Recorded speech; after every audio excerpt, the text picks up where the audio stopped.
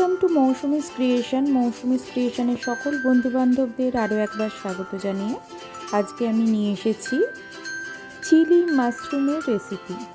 Chilli mushroom আমি কিভাবে করছি তা আপনাদের সঙ্গে আজকে শেয়ার করে দেখাবো। চলুন আর বেশি দেরি না করে দেখে নেওয়া যাক কীভাবে আমি রান্নাটা করছি। প্রথমে আমি মাশরুম নিয়ে নিয়েছি। মাশরুমগুলোকে ভালোভাবে ধুয়ে নিতে হবে। মাশরুমগুলোকে খুলে নিচ্ছি প্যাকেট থেকে, নিয়ে আমি ভালোভাবে জলে একটু ধুয়ে নিচ্ছি।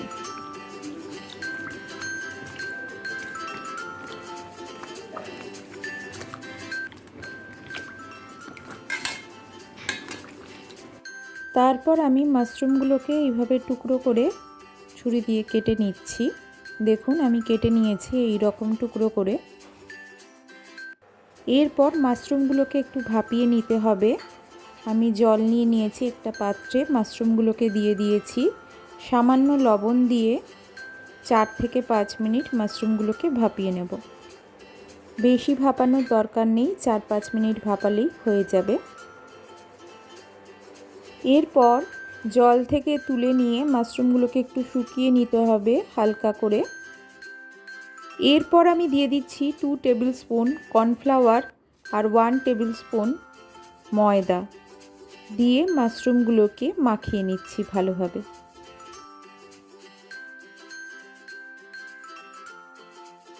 আমি মাশরুমগুলোকে হাত দিয়ে ভালোভাবে মাখিয়ে নিলাম।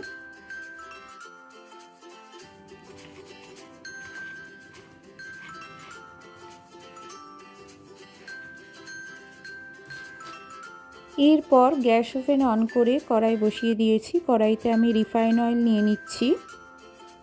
আমি এখানে 3 table spoon refine oil use করছি।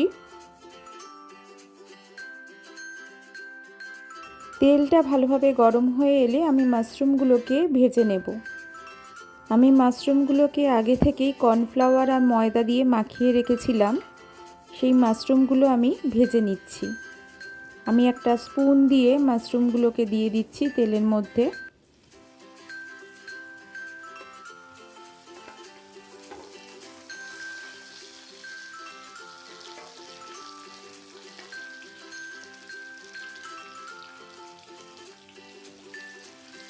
দেখুন এইভাবে মাশরুমগুলোকে ভেজে নিচ্ছি। তেলে নাড়াচাড়া করে নিতে হবে 5 থেকে 7 মিনিট।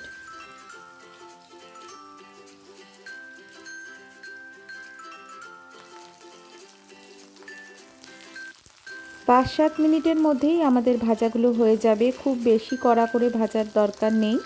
দেখুন আমি দেখাচ্ছি, এই রকমভাবে ভেজে নিতে হবে। আমার ভাজা হয়ে গেছে। আমি মাশরুমগুলোকে আলাদা একটা পাত্রে সরিয়ে রাখছি।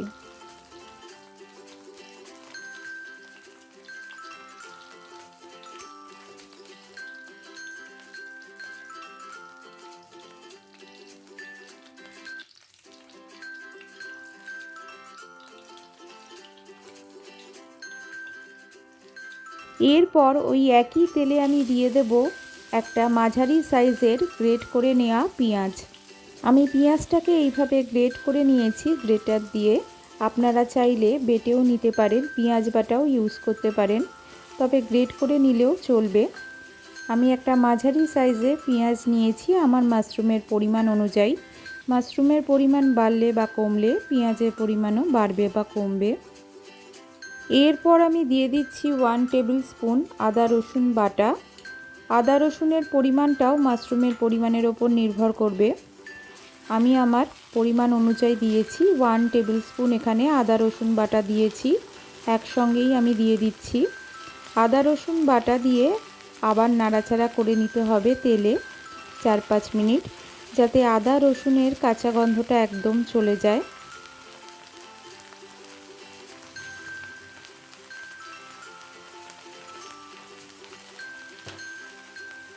এরপর আমি কিছু ঘরোয়া মশলা ইউজ করছি। আমি দিয়ে দিচ্ছি 1 টিস্পুন সাধারণ রেড চিলি পাউডার, 1 টিস্পুন ধনে গুঁড়ো, 1 টিস্পুন জিরে গুঁড়ো, আর দিয়ে দিচ্ছি স্বাদ অনুযায়ী লবণ। আমি এখানে 1 টিস্পুন লবণ ইউজ করেছি। আপনারা আপনাদের স্বাদ অনুযায়ী লবণটা দিয়ে নেবেন। সমস্ত মশলা দিয়ে আবারও নাড়াচাড়া করে কষিয়ে নিতে হবে। 5-6 মিনিট সময় নিয়ে মশলাটাকে ভালোভাবে কষিয়ে নিতে হবে। মশলা কষানো হয়ে গেলে বুঝবেন তেলটা ছেড়ে আসবে। সেই সময় আমি দিয়ে দিচ্ছি এইভাবে কিউব করে কেটে রাখা ক্যাপসিকাম, টমেটো আর পেঁয়াজ। এইভাবে কিউব করে কেটে নিয়েছি। চিলি পনির, চিলি চিকেন বানানোর জন্য যেভাবে কাটা হয় সেইভাবেই কেটে নিয়েছি। আমি এখানে সবুজ ক্যাপসিকাম ইউজ করেছি। আপনারা চাইলে সবুজ ক্যাপসিকামের সাথে রেড ক্যাপসিকাম আর ইয়েলো ক্যাপসিকাম ইউজ করতে পারেন। ক্যাপসিকাম আর পেঁয়াজ দেওয়ার পর আবারও নাড়াচাড়া করে নিতে হবে 5-7 মিনিট।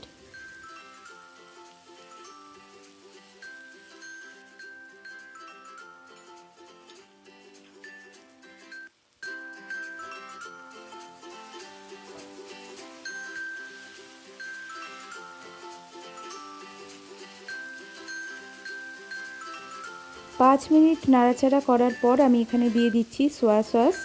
সোয়া সস আমি এখানে 2 টেবিল স্পুন দিচ্ছি।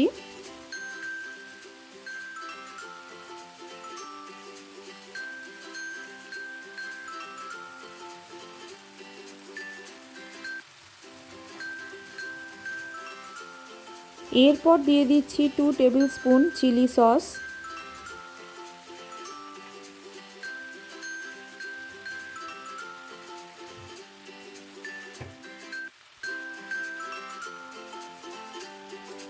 তারপর দিচ্ছি 2 table spoon tomato sauce.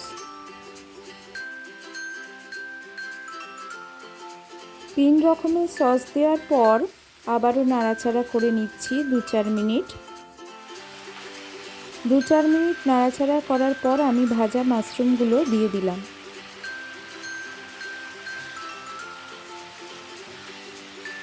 Mushroom দিয়ে আবারও নাড়াচাড়া করে নিতে হবে। এই সময় ঝালটা অবশ্যই চেক করে নেবেন। 1 টিস্পুন ব্ল্যাক পেপার দিতে পারেন, তাতে ঝালটা একটু ভালো লাগবে। আমি এখানে দিচ্ছি না, আমার বাড়িতে বাচ্চা আছে সেই জন্য আমি এখানে দিচ্ছি না আর কোনো রকম ঝাল।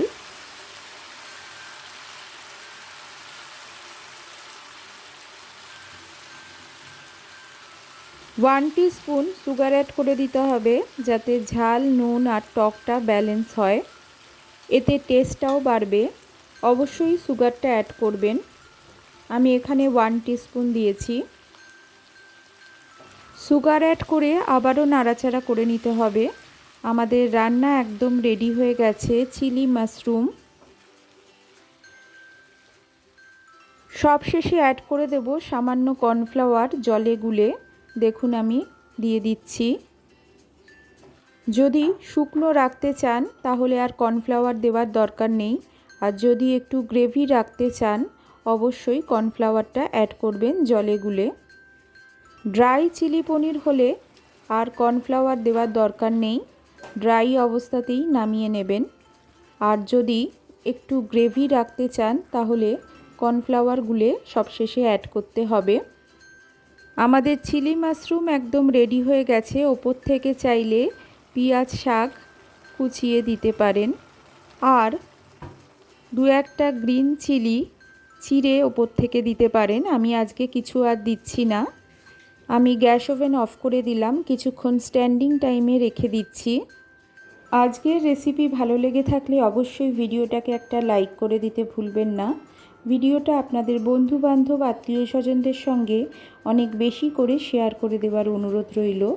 আমার চ্যানেলকে যদি সাবস্ক্রাইব না করে থাকেন অবশ্যই সাবস্ক্রাইব করে নেওয়ারও অনুরোধ রইল। আর পাশে থাকা বেল আইকনটা অবশ্যই অন রাখবেন বন্ধুরা, কারণ আমি এই চ্যানেলে যখনই ভিডিও পোস্ট করব আপনাদের কাছে ফার্স্ট নোটিফিকেশান পৌঁছে যাবে খুব সহজে, খুব তাড়াতাড়ি।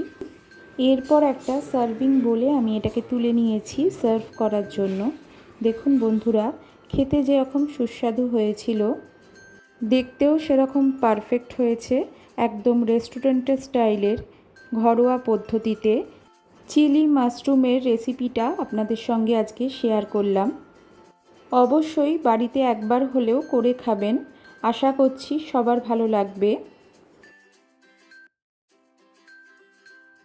আপনাদের কেমন লেগেছে আমাকে কমেন্টের মাধ্যমে অবশ্যই জানাতে ভুলবেন না বন্ধুরা। আজকের মতো এখানেই শেষ করছি। ভালো থাকবেন, সুস্থ থাকবেন। Thank you.